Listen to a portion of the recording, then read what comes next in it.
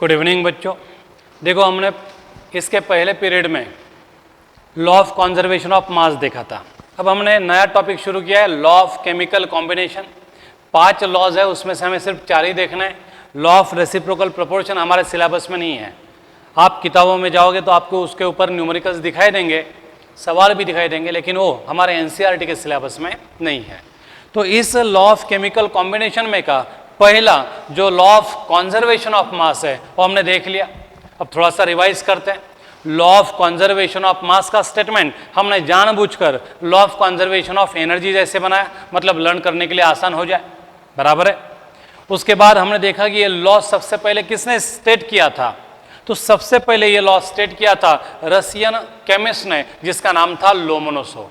लेकिन उसने इस लॉ को प्रॉपरली लिख के नहीं रखा था, पब्लिश नहीं किया था, वहाँ पे मीडिया नहीं था, न्यूज़पेपर नहीं थे उस वक्त। इसलिए कुछ साल बाद, 10-15 साल बाद यही ऑब्जर्वेशन एंटनी लवाजियर ने किया और उसने उसे लिख के रखा, बाद में इसे पब्लिश भी किया।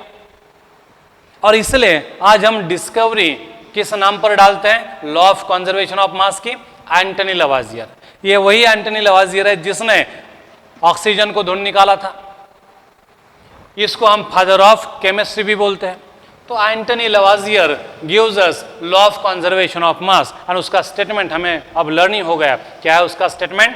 During chemical reaction mass can neither be created nor be destroyed but it can be converted from one form to another form. इसका दूसरे शब्दों में हम बोल सकते हैं कि दुनिया में जो भी मास है वो क्या रहेगा, हमेशा कांस्टेंट रहेगा, लेकिन कब? सिर्फ केमिकल रिएक्शन में।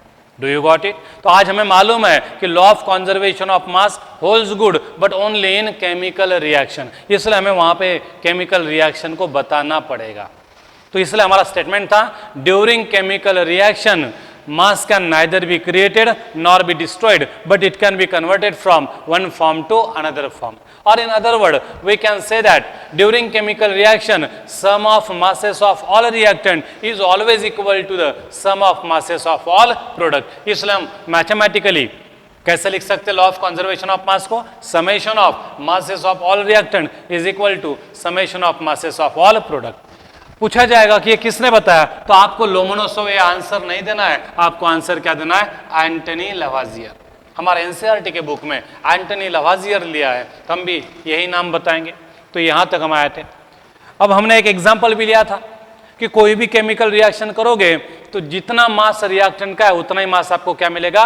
प्रोडक्ट का मिलेगा। लेकिन ये सब कुछ करते वक्त आपको स्टोइचियोमेट्री का ध्यान रखना पड़ेगा। What is mean by stoichiometry? Chemical reaction पर डिपेंडेंट जो कैलकुलेशंस करते हैं हम, मैथमेटिकल कैलकुलेशंस करते हैं, उसे बोला जाता है स्टोइचियोमेट्री। तो जब तक आपको स्टोइचियोमेट्री का ज्ञान नहीं होगा तब तक आप law of conservation of mass को ढंग से अप्लाई नहीं कर पाओगे, क्योंकि आपको रिएक्शन बैलेंसिंग करना कैसे है, उसके बाद स्टोइचियोमेट्री का इंपॉर्टेंस क्या है, जब तक समझ में नहीं आता तब तक हम law of conservation of mass को ठीक से अप्लाई भी नहीं कर पाएंगे। इसलिए मैंने आपको एक एग्जाम्पल दिया था, carbon plus O2 gives CO2 का and hydrogen plus oxygen gives H2O का, बराबर है।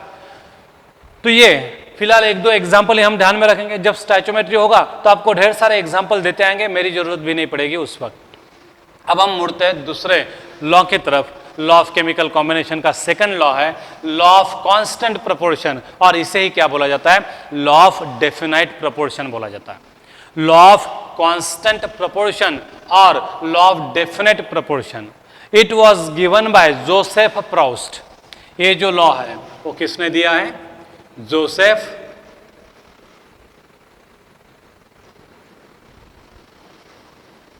जोसेफ प्राउस्ट ने दिया है। तो this law was given by Joseph Proust. क्या कहना है इस लॉ का? देखो, हम एग्जाम्पल से शुरू करते हैं और लॉ के स्टेटमेंट पर आके रुकते हैं। समझो, लॉ ऑफ कांस्टेंट प्रोपोर्शन हमें समझना है तो हमें इमेजिन करना पड़ेगा कोई तो भी एक एग्जाम्पल। अब हम ऐसा कंपाउंड लेंगे जो सबसे ज्यादा फैमिलियर है, सबको पता है, तो हम लेंगे एग्जाम्पल वाटर का।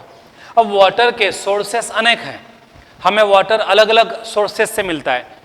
रेन से भी मिलता है, कुएं से भी मिलता है, डैम से भी मिलता है, समंदर से भी मिलता है, रिवर में भी मिलता है एंड बोरवेल में से भी मिलता है। हमारे घर में जो टैप वाटर है वहां से भी हमें पानी मिल जाता है, बराबर है। तो टैप से भी हमें वाटर मिलता है। मतलब वाटर एक कंपाउंड हो गया, हाइड्रोजन और ऑक्सीजन से वो तैयार हुआ है। वो वाटर हमें अनेक सोर्स से मिलता है, नदी से मिलता है, तालाब से मिलता है, समंदर से मिलता है, बारिश के पानी से मिलता है, कुएं मिलता है, बोरवेल में मिलता है। तो अलग अलग सोर्सेस है वाटर के, बराबर है। कुछ सोर्सेस मैं यहां पे लिखूंगा।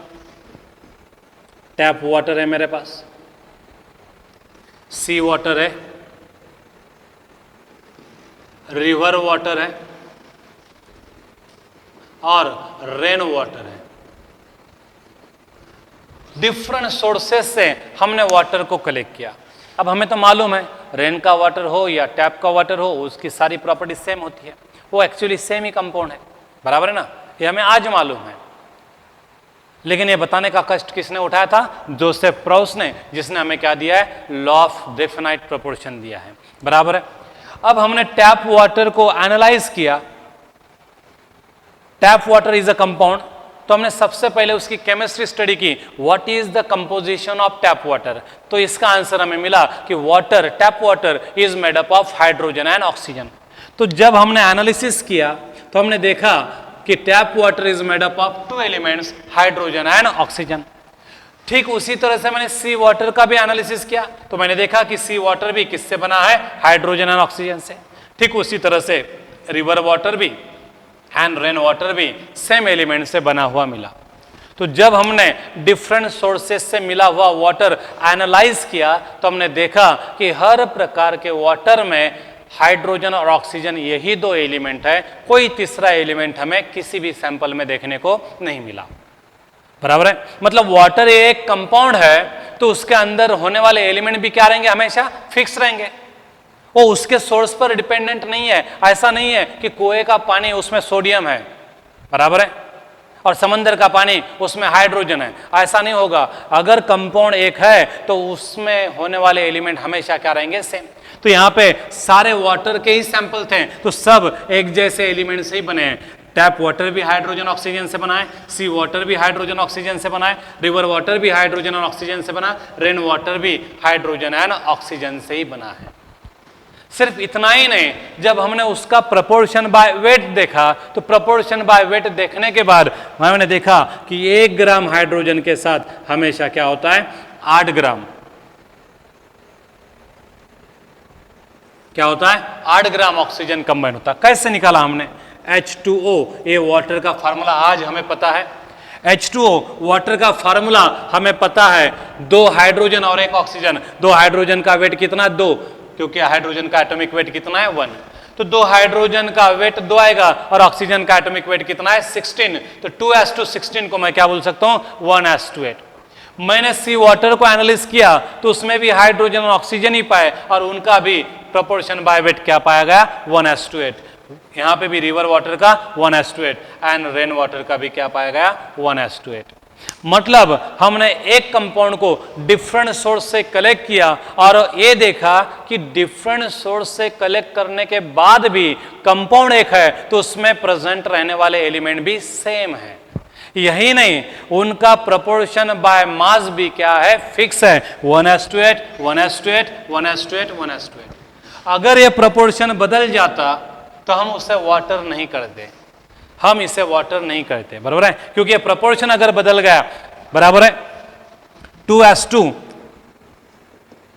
32 हो गया, 2:32 हो गया, तो इसे हम वाटर नहीं बोल पाएंगे। 2:32 ये प्रोपोर्शन किसका है? H2O2 का। और H2O2 आपको मालूम है हाइड्रोजन पेरोक्साइड है और ये क्या है? एंटीसेप्टिक है। जब हमें वुंड्स होती है उसमें जो जर्म्स होते हैं, कीटाणु होते हैं, उनको मारने के लिए हम हाइड्रोजन पेरोक्साइड का इस्तेमाल करते हैं। वो पी नहीं सकते, वो हमारा जल नहीं है, वो हमारा जीवन नहीं है, उसको पीने के बाद हम मर सकते हैं। तो देखो, प्रोपोर्शन अगर बदल जाता है तो कंपाउंड भी बदल जाएगा। H2O2 बन जाएगा H2O से। हालांकि H2O2 में भी क्या है? हाइड्रोजन और ऑक्सीजन ही है, लेकिन कंपोजिशन क्या है? डिफरेंट है। 1:8 के जगह पे यहाँ पे 2:32 है, मतलब 1:16 है। प्रोपोर्शन बदल गया तो कंपाउंड ही बदल जाएगा, और कंपाउंड बदल गया तो उसकी प्रॉपर्टी भी बदल जाएगी। मतलब हमारा ऑब्जर्वेशन ये रहा कि अगर कंपाउंड सेम है तो कहीं से भी उसको हासिल करो आप, उसमें एलिमेंट सेम ही पाए जाएंगे। और यही नहीं, उनका प्रोपोर्शन बाय वेट भी क्या पाया जाएगा, सेम पाया जाएगा। और ये सबसे पहली बार किसने ऑब्जर्व किया था, जोसेफ प्राउस ने। और इस ऑब्जर्वेशन को जोसेफ प्राउस ने फिर क्या नाम दिया, law of definite proportion. Compound definite है तो उसका प्रोपोर्शन भी डेफिनाइट रहेगा, उसमें एलिमेंट भी डेफिनाइट रहेंगे। ऐसा नहीं कि आज अर्थ पर जो वाटर है उसमें H2O फार्मूला है, कल जाके मंगल पर पानी मिलेगा तो उसका फार्मूला H4O होगा, ऐसा कभी नहीं हो सकता। पूरे ब्रह्मांड में कहीं पे भी हमें वाटर मिलेगा, वाटर जैसे दिखने वाला, वाटर जैसे मेल्टिंग पॉइंट वाला, वाटर जैसे बॉइलिंग पॉइंट वाला, मतलब वाटर ही मिलेगा, तो उसका प्रोपोर्शन भी क्या रहेगा, 1:80 रहेगा। और उस मंगल के वाटर में भी हाइड्रोजन एंड ऑक्सीजन ही रहेंगे। मतलब यह है कि पानी आपको ब्रह्मांड में कहीं पे भी मिले, अगर वो पानी है तो उसका फार्मूला H2O ही रहेगा, वो सेम एलिमेंट से बना रहेगा और उसमें डेफिनेट प्रोपोर्शन ही रहेगा गिवन एलिमेंट का, बराबर है। तो कंपाउंड फिक्स है तो उसमें एलिमेंट भी फिक्स होंगे और उसका कंपोजिशन बाय वेट भी क्या होगा, प्रोपोर्शन बाय वेट भी क्या होगा, डेफिनेट होगा। और ये सबसे पहली बार ऑब्जर्व किया था जोसेफ प्राउस ने, और इसलिए हम इसे बोलते हैं लॉ ऑफ कांस्टेंट प्रोपोर्शन और law of definite proportion. Do you got it? तो how can we define law of constant proportion और लॉ ऑफ डेफिनाइट प्रोपोर्शन? तो इसका हमें स्टेटमेंट देखना है। तो इसका स्टेटमेंट हम ऐसा कर सकते हैं, लॉ ऑफ डेफिनाइट प्रोपोर्शन का। तो लॉ ऑफ डेफिनेट प्रोपोर्शन का एग्जांपल हमने लिया वाटर का। अब इसका हम स्टेटमेंट देखेंगे। अगर हम कोई भी प्योर कंपाउंड लेते हैं, कोई भी सोर्स हो वहां पे, कंपाउंड सिर्फ प्युअर चाहिए, सोर्स कोई भी रहने दो। अगर आपने जो आपण ज्याला मराठीत डबकं म्हणतो त्या डबक्यातलं जरी पाणी घेतलं तरी त्याच्यात तुम्हाला फॉर्म्युला काय मिळेल, H2Oच मिळेल जर ते पाणी असेल तर। म्हणजे कंपाउंड अगर प्योर है तो उसमें हमेशा सेम एलिमेंट रहेंगे और वो भी केमिकली कंबाइन रहेंगे। कैसे? In a fix proportion by their weight. तो जो हम रेशो ले रहे हैं वो उनके वेट का रेशो ले रहे हैं। ध्यान रखें, उनके नंबर का रेशो नहीं, नंबर ऑफ एटम का रेशो नहीं ले रहे हैं हम। किसका रेशो ले रहे हैं? उनके वेट्स का रेशो ले रहे हैं।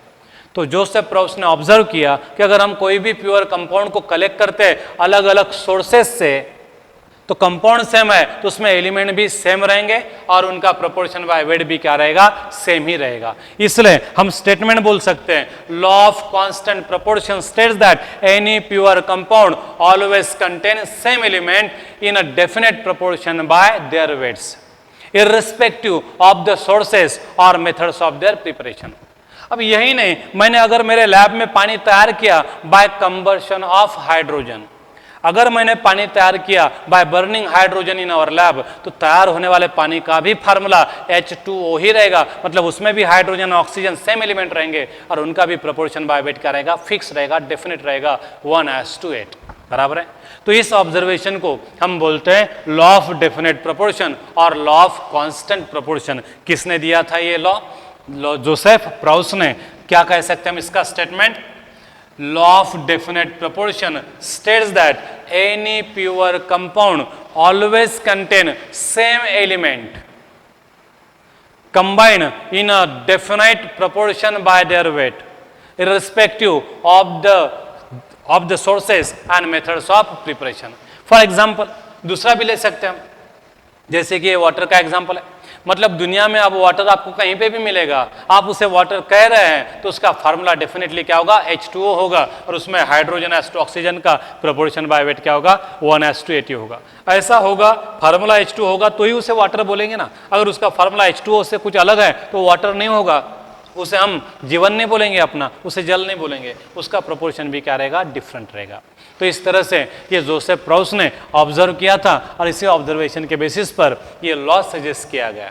तो क्या बोल सकते हैं हम, लॉ ऑफ डेफिनेट प्रोपोर्शन का statement? Law of definite proportion states that any pure compound always contain same element in a definite proportion by weight irrespective of their sources and methods of preparation. दूसरा example लेते हैं, methane. अब methane जो है पहचाना example, जाना पहचाना example है आपको, उसका फार्मूला भी आपको मालूम है, CH4। अब मीथेन नेचुरली कैसे बनता है? तो मीथेन हमें नेचुरल गैस के फॉर्म में मिलता है अर्थ क्रस्ट के अंदर। तो हम जैसे ही अर्थ क्रस्ट को माइन आउट करते हैं, तो जब माइनिंग करते हैं हम तो वहां से गैस निकलती है, और उस गैस को हम बोलते हैं नेचुरल गैस, जो कॉम्प्रेस नेचुरल गैस के हेडिंग के नीचे, नाम के नीचे हमें पेट्रोल पंप पर भी, गैस पंप पे भी मिल जाता है। तो compress natural gas is nothing but 99% methane. तो मीथेन नेचुरली मिलता है और उस नेचुरली ऑकरिंग मीथेन को हम नेचुरल गैस बोलते हैं। जब मैंने इसका कंपोजिशन स्टडी किया तो मैंने देखा कि इसमें क्या है, एक कार्बन और 4 हाइड्रोजन। तो when we study chemistry of methane that is natural gas, we find that methane has a formula CH4, बराबर है। तो मीथेन जो नेचुरली मिलता है उसमें एक कार्बन है और 4 हाइड्रोजन है। एक कार्बन का मास है 12 एंड 4 हाइड्रोजन का मास है 4। तो सिंप्लीफाई कर सकते हैं हम इस रेशियो को, तो क्या आएगा 3:1। तो by weight carbon and hydrogen का प्रोपोर्शन क्या है नेचुरल गैस में, 3:1 है। 3 ग्राम कार्बन के साथ 1 ग्राम हाइड्रोजन है, मतलब 12 ग्राम कार्बन के साथ क्या है, 4 ग्राम हाइड्रोजन है। तो ये कंपोजिशन है मीथेन का, ये प्रोपोर्शन बाय वेट है कार्बन एस टू हाइड्रोजन का, किसमें, मीथेन में। तो मीथेन ये नेचुरली ऑकरिंग गैस है, नेचुरल गैस CH4 है। अब ये मीथेन हम अपने घर पे भी तैयार कर सकते हैं। समझो हम गांव में रहते हैं, हमारे पास कैटल्स हैं, उनका गोबर निकलता है, हमारे घर में खाना भी पकता है, वेस्टेज जाता है, कूड़ा तैयार होता है। तो हम सारा खाना पीना जो वेस्ट गया हुआ है, गार्बेज जिसे बोलेंगे, वो हम क्या करेंगे, हमारे घर में क्या होगा, गोबर गैस का प्लांट होगा। उस गोबर गैस के प्लांट में हमें सारा सब कुछ डाल देंगे, काऊ डंग डाल देंगे, गोबर डाल देंगे, जो झूठा रखा हुआ खाना है वो भी डाल देंगे, घर में जो सब्जी का पार्ट निकलता है, वेस्टेज पार्ट, वो भी डाल देंगे उसमें। तो ये अनएरोबिकली क्या होता है, फर्मेंट होता है और उससे भी क्या तैयार होता है, मीथेन ही तैयार होता है, गोबर गैस। जब मैंने गोबर गैस को कलेक्ट किया और उसके एग्जामाइन किया, एग्जामाइन करने के बाद मैंने देखा कि उस गोबर गैस में भी कौन है, CH4 ही है। वहां पे भी कार्बन एस टू हाइड्रोजन का मैंने वेट का रेशो लेके देखा तो भी कितना पाया गया, 3:1। मतलब मीथेन मुझे अलग अलग सोर्सेस से मिला, लेकिन अलग अलग सोर्सेस से मिलने के बावजूद भी दोनों का फार्मूला सेम है, दोनों में सेम एलिमेंट है। और यही नहीं, दोनों में सेम एलिमेंट होने के बाद वो एलिमेंट्स का प्रोपोर्शन बाय वेट भी क्या है, एग्जैक्टली सेम है। ये एग्जैक्टली सेम है, इसलिए दोनों कंपाउंड सेम है ऐसा बोलेंगे।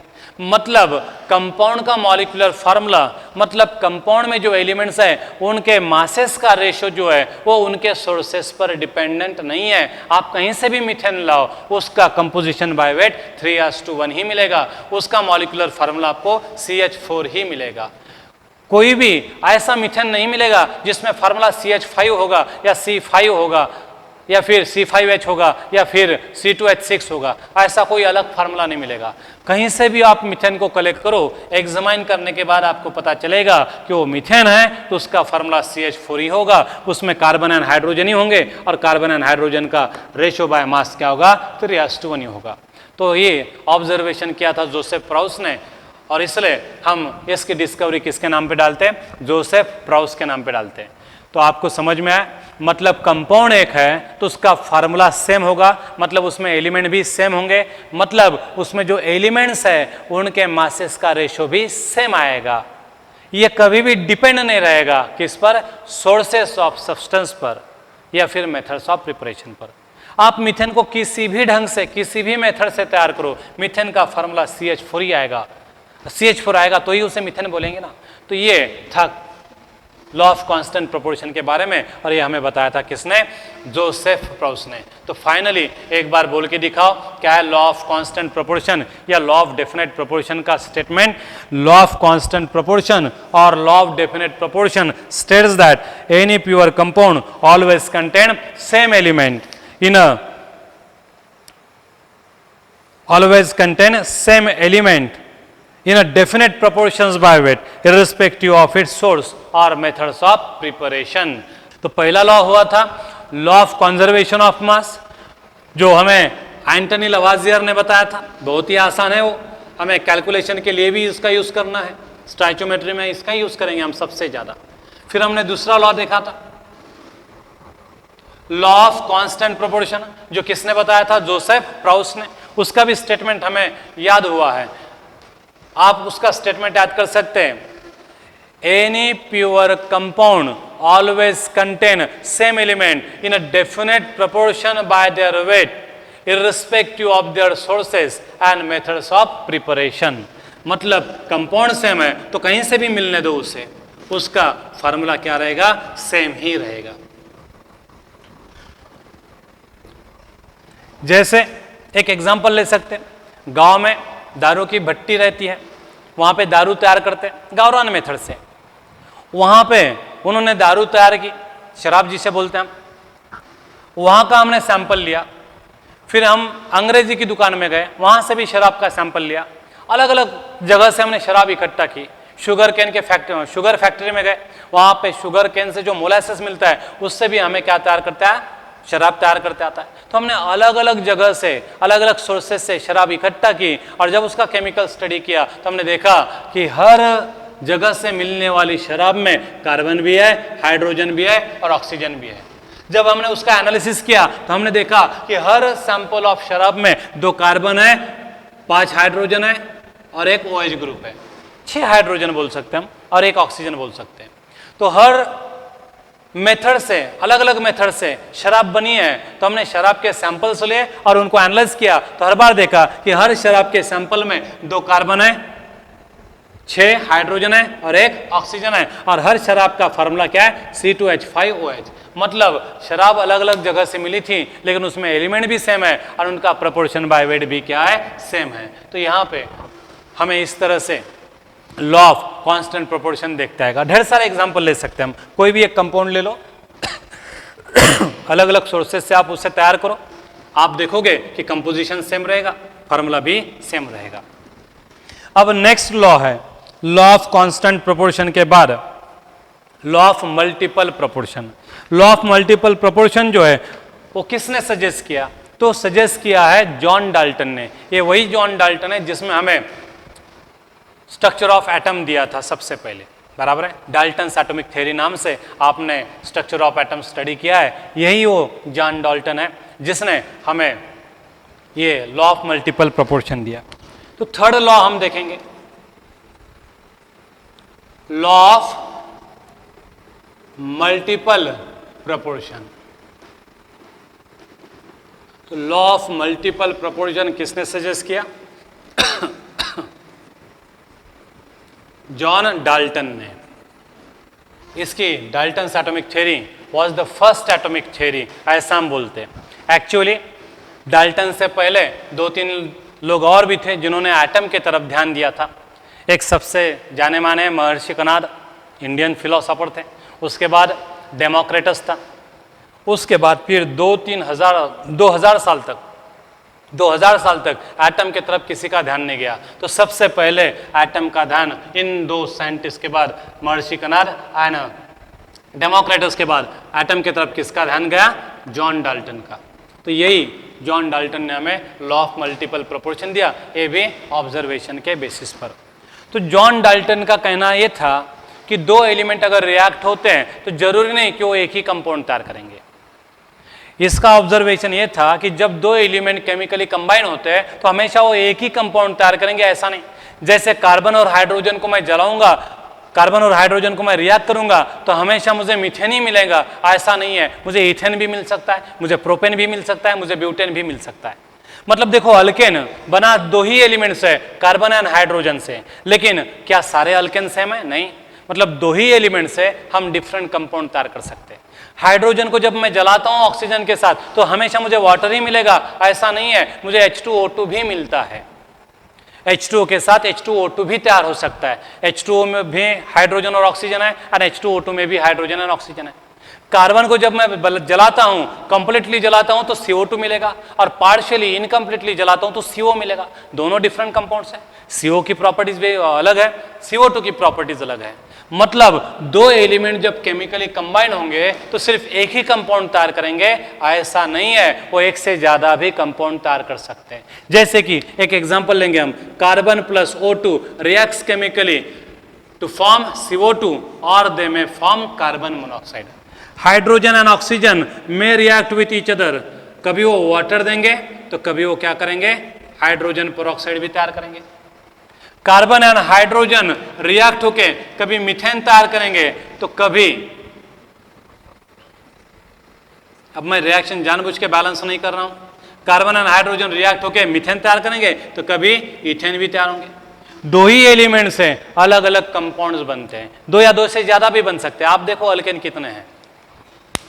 तो जब दो एलिमेंट केमिकली कंबाइन होकर दो या दो से ज्यादा कंपाउंड बनाते हैं तो उस वक्त क्या होता है, ये हमें बताया किसने, जॉन डाल्टन ने। तो जॉन डाल्टन ने ऑब्जर्व किया कि when two elements chemically combine with each other to form two or more different compounds having different compositions by weight। तो देखो कार्बन और ऑक्सीजन ये एलिमेंट्स हैं, ये कंबाइन हो रहे हैं to form CO2 and CO।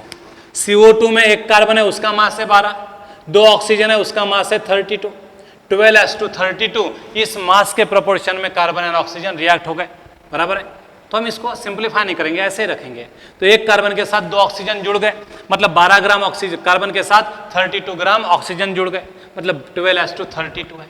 लेकिन जब हम कार्बन मोनोऑक्साइड की बात करते हैं वो बने कार्बन एंड ऑक्सीजन से ही है, लेकिन वहां पे कंपोजिशन देखो क्या है, 12:16 है। 12:32 अलग है एंड 12:16 अलग है। मतलब दो एलिमेंट केमिकली कंबाइन हुए और उन्होंने दो या दो से ज्यादा डिफरेंट कंपाउंड्स तैयार किए, वो डिफरेंट है तो उनका प्रोपोर्शन बाय वेट भी क्या रहेगा रे, डिफरेंट रहेगा। इसको सिंपलीफाई करोगे तो भी क्या आएगा, डिफरेंट ही रेशियो आएगा। 12:32 को हम कैसे सिलेक्ट कर सकते हैं, 6:16 या फिर 3:8, बराबर है। इसको सिंपलीफाई करेंगे तो कैसे, 6:8 या फिर इसको मैं कैसे लिख सकता हूँ, 3:4। तो 3:8 एंड 3:4 कंपोजिशन अलग है, इसलिए कंपाउंड भी अलग है, बराबर है। तो फिर जॉन डाल्टन ने ऑब्जर्व किया क्या था, तो जॉन डाल्टन ने ऑब्जर्व किया, अब ध्यान से देखो, जब दो एलिमेंट केमिकली कंबाइन होकर दो या दो से ज्यादा कंपाउंड तैयार करता है having different composition by weight, then the ratio of masses of two interacting element always bear a simple whole number ratio. इसका मतलब क्या भाई, always bear a simple whole number ratio, इसका मतलब क्या है, तो ये हम नेक्स्ट लेक्चर में देख लेते हैं, बराबर है। धन्यवाद बच्चों।